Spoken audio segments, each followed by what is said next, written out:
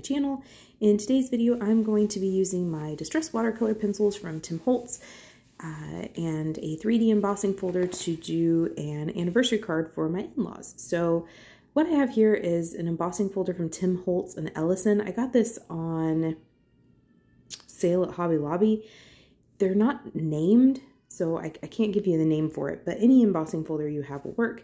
This is the Blooming Branches from Pinkfresh Studio, and I've already applied that in my Mini Misty, and that is some CANSON XL watercolor paper. I'm going to do heat embossing, so I'm going to have my VERSAMARK ink, and this is Princess Gold embossing powder from Ranger. My sentiment is coming from this Build-A-Flower ROSA GALLICA set. That Happy and the U have dies for them, and the other ones are just easy sentiment strips that you can either use a die or a paper trimmer to cut out. Like I mentioned, I'm going to be using my Distress Watercolor pencils today. I just chose 5, 2 for the greenery and 2 for the flowers, and then 1 for the center. So I also have my Altenew watercolor brushes, and I'm showing you some Paper Studio Gold cardstock, but I don't end up using that today. I thought I was going to use that to kind of break up the design a little bit, make it have a little more complete look, but I didn't end up needing it. So like I mentioned, I'm going to be doing some heat embossing. So I am going to be using this new to me tool from Simon Says Stamp. I have wondered if the reason why I haven't been super pleased with my embossing results is because of my anti-static powder tool. The one I've been using in the past is from EK Success, and it was really good, but once the bristles all kind of went away, it leaves almost like streaks, and I don't feel like I get very good coverage anymore. So I wanted to try this one from Simon Says Stamp. There is one from Rabbit Hole Designs, and I'm thinking of another one, but I can't think of its name. I can picture it in my head, but use whatever one you have. I'm going to apply this to the smoother side of my watercolor cardstock here. This is CANSON XL watercolor cardstock. My stamp was not very clean, so as I go to stamp this again, you're going to see more of these flowers come through. If I was doing clear heat embossing, or maybe even a white or a light colored embossing powder, this would be more detrimental. But since I'm going to be doing a metallic over it, it's not that big a deal. I do make sure that I clean them pretty well after. So I just stamped that 2 or 3 times. I have recently re-inked. All of my ink pads have recently had a spa day, so my VERSAMARK wasn't dry, but I just wanted to make sure that I had good coverage. So here is that Princess Gold embossing powder.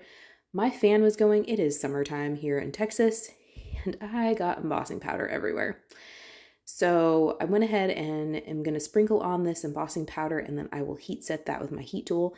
As I heat up, as I apply this embossing powder, I am letting my heat gun heat up. The hotter it is when you bring it to your paper, the less warping you have. Normally when I heat emboss, I have discovered that I get better results if I heat emboss from the back. However, with this, I just heat embossed it from the front, just because these were some thicker lines, I guess you could say. Here I'm trying to use the back of a paintbrush to kind of, excuse me, get some of this stray embossing powder off. But yeah, I didn't heat set this from the back, and it turned out just fine. I did the same thing with those sentiments from that Altenew set. I just heat embossed those with the same Princess Gold embossing powder on scraps of HAMMERMILL cardstock, and I'm heat setting those, and then I will cut the Happy out with its coordinating die a few times. And then the Anniversary, I just found a sentiment label die. This one is from Spellbinders. I'm not sure what set it came in, but the Simon Says Stamp sentiment label die set has one that's thin like this. I just lost mine, so I found this one from Spellbinders, and I went ahead and die cut it on one side by the A, and then I took it out and I put the die back over it, and then I'm die cutting the side that has the Y, the end of it. This gives me that nice beveled edge on both sides.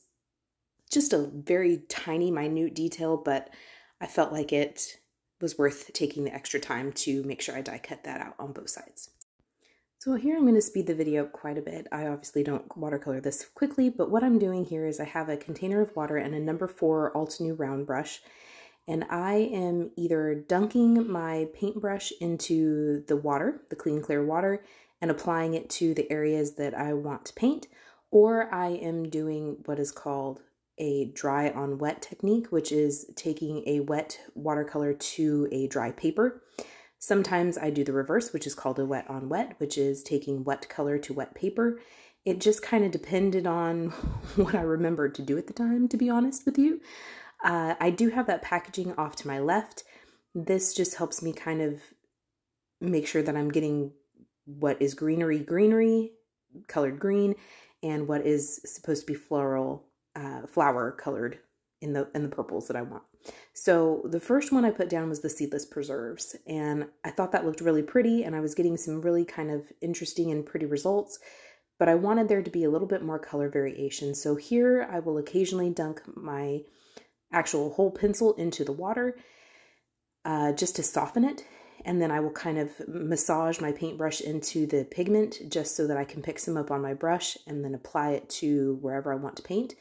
What's nice is that because I have heat embossed this, I can work on places that are wet next to one another. If you were working with like regular watercolor, you wouldn't necessarily be able to do that because all of the colors would bleed together.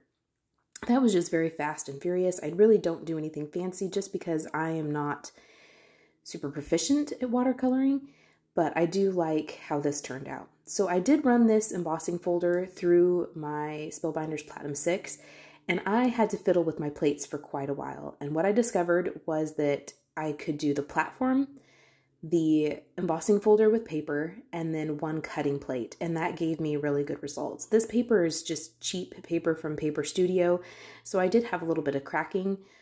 I did spray it with my water bottle, just kind of a light mist, just to soften the fibers so that I could reduce the amount of cracking, and I do think that helped. But I went ahead and wrote that embossing folder sandwich on a sticky note and placed that on the embossing folder, so the next time I go to use this, I don't have to sit there and play and figure out the sandwich all over again. So what I had in mind originally for this card was kind of a embossing folder toward the bottom, and then having this floral up at the top, and then possibly doing like a thin gold strip of paper just to kind of hide the seam a little bit better, make it look more finished. But as I was playing, I discovered that I really didn't think that was going to work with this particular floral. So here I'm just trying to kind of see if I can put my hands in there and figure out how to crop it to make it work. And I just didn't think that that design was going to work. So don't be afraid to just kind of let go of what you had in mind and go kind of where the card takes you. And that's what I did today. I went where the card took me. So the card took me in a completely different direction, where I ended up doing some partial die cutting. I ended up gluing this down on the reverse side. I actually liked what was supposed to be the deboss side or the back side better on this embossing folder. And I'm going to go ahead and glue that down flat.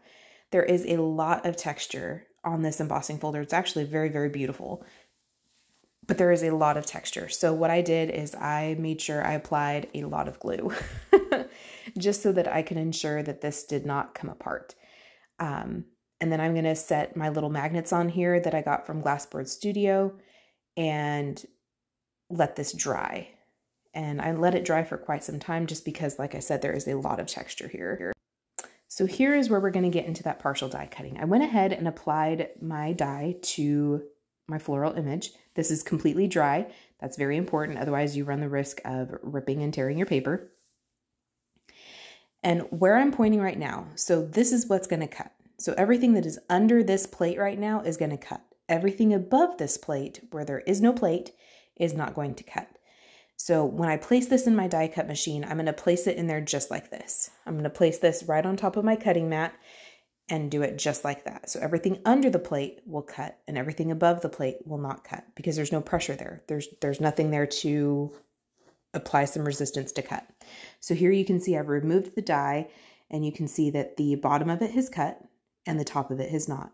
So I'm going to take my scissors and just kind of rip I'm going to take my fingers and rip apart some of this cardstock, and then I'm going to take my scissors and kind of trim up a few spots.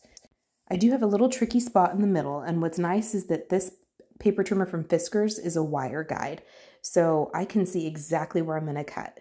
I can just drop the blade down, and there's little crosshairs on the blade itself, and I can know exactly where I'm going to cut. And so I'm just going to drop my blade, cut it across, and then this will pop right out. And it looks like I did way more complicated die cutting and hand cutting, fussy cutting than I really did. So then I'm going to take this and apply it to the top just to cover up where that embossing folder didn't necessarily go all the way to the top. I'm just going to cover up that so no one will ever know, except me, you, and all of YouTube. And then I'm going to take liquid glue and apply that to the back of this entire piece, including that kind of white band up at the top. Then I will flip this to the back and trim off the excess. Trimming from the back helps me see a little bit better so that I can get a cleaner cut. Using my liquid glue, I went ahead and stacked the Happy die cut 4 times total, including the one on top. And this just gives that a little bit more heft, makes it look like a chipboard embellishment almost. And then the Anniversary, I'm going to end up stacking that up twice. Once with just the Anniversary, the actual heat embossing, and then once with just a scrap piece of cardstock. This just helps give that a little bit more oomph and will help these sentiments stand out against that fairly busy and intricate background. And then I will glue those down just with liquid glue, kind of offsetting them a little bit. I didn't want them, they didn't look good up top. They didn't look good laid over the picture, over the florals. They got lost. They looked really nice, I felt, and kind of balanced the whole card arrangement when they were on the bottom, kind of bottom right. I did use my T-square ruler just to ensure that everything was straight. Nothing was kind of wonky and woppy-jawed. And then for finishing touches. So I have a little smudge kind of up at the top right corner, kind of by that flower. Don't know what got there, but the best way to hide that is with some shiny sparkles. So these are just sequins I have in my stash. I think I got them from Amazon, but I'm really not sure. Anything you have will work as long as it coordinates and you like it. So I put 3 at the top just to kind of hide that smudge, and then I put 2 down at the bottom toward the sentiment just so that there was an odd number, and it kind of helped your eye kind of guide toward the sentiment. The final finishing touch is some Spectrum Noir clear glitter brush. This I'm just applying to the flowers. Be aware that this will cause your pigment to move just a little bit. It wasn't significant, but when I go and kind of rub this off on some scrap paper on the side there, you're going to see that there's a little bit of purple that comes off. You can in real life. It's kind of difficult to see in the video. But that is it. So thank you so much for spending time with me today. I hope you felt inspired, and we will see you next time. Bye.